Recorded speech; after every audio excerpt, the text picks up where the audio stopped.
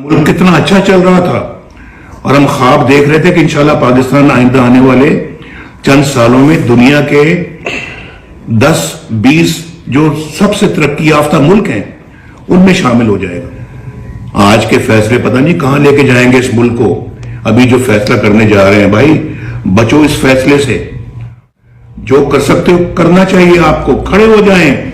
आप अपना जो है ना वो ऐसे लोगों के खिलाफ जो पाकिस्तान को तबाही के किनारे पहुंचाना चाहते हैं लेके जाएंगे, मुझे समझ नहीं आती।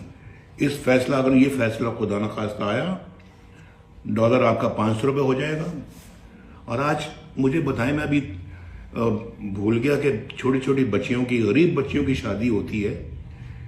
एक एक तोला जो मेरे ज़माने में जो 50,000 रुपये तोला मिलता था, आज 2,07,000 रुपया पे पहुंच चुका है। अब गरीब अपनी बच्ची के किस तरह से हाथ पीले करेगा, कैसे उसका ब्याह करेगा, कैसे उसकी शादी करेगा। ये बहुत तकलीफ दे बातें हैं जो खाते पीते लोगों को समझ नहीं आती, हुक्मरान तबके की समझ में नहीं आती ये बातें। तो भाई मैं समझता हूं कि ये हमने तो पता नहीं इस मुल्क को क्या कहां से कहां इसको ले गए हैं, क्या बनाना शुरू कर दिया है। गरीब को तो भूल ही गए हैं। आज तो उनसे दवाइयों के बिल नहीं पे किए जा सकते।